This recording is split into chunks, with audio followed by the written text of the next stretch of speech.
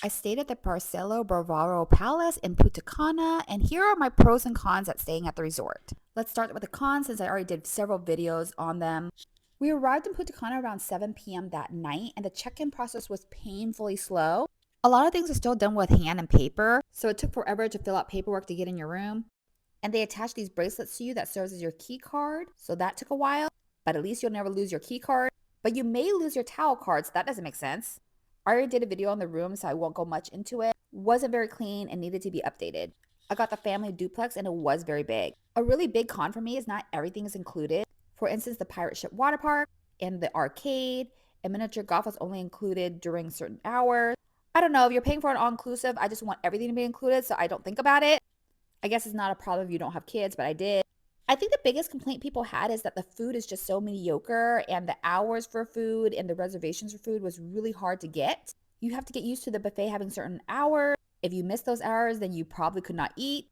Again, the food was mediocre at best, but sometimes they did have something good. What I did not love though is that they would not allow you to bring any food to the pool. Again, when you have kids, that makes it really difficult because snacks by the pool is our favorite thing. If you were not making reservations first thing when you got there, you would not get a reservation until like late at night, like 10 p.m. There were like 9 restaurants and all of them were okay, some better than others, but nothing was spectacular. I did a whole nother video on this, so you can go watch that if you want more detail. Lastly, the service did leave something to be desired. Some people might describe the staff as being rude.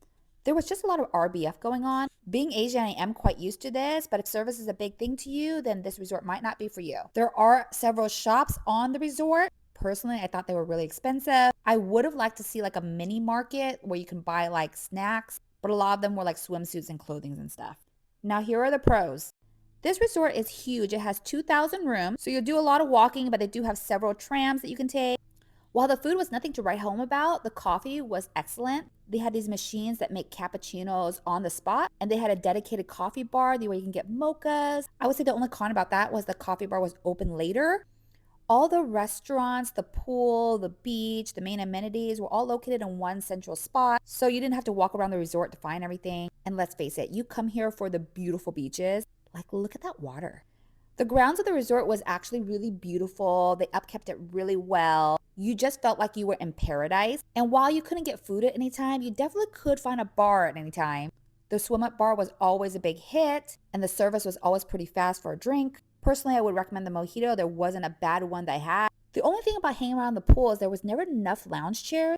And I'm sorry, if you're one of those people that saves lounge chairs, like jail, straight to jail. I did very much like the pool loungers. They always seem to be available. This resort is private, so you're not going to see any vendors on the beach, which is really nice. Walk down a mile and you might be scammed into taking a picture with an iguana, monkey, and a parrot. Don't do that. Other amenities included lots of sports activities. This is a pickleball court. I saw they had a baseball field and also golf. They had a game area on the beach that included chess, poker ball, foosball tables. Every night there was a show around 10 p.m. I didn't get to watch it, but I filmed the theater for you. It's pretty big. In the afternoon, you can indulge in water aerobics, or sometimes they had pool parties. For littles, they did have a little water park that was included, and they had a kids club area that had a little playground and a casino that I did not go in. And as far as food goes, I thought the hibachi and the steak restaurant were the better restaurants. Overall, the resort is beautiful. I wouldn't say these are luxury accommodations. It's definitely a budget, all-inclusive resort, but if you're just hanging around the pool, enjoying the warm weather and that turquoise water and beautiful soft sand, for a week, it's not so bad.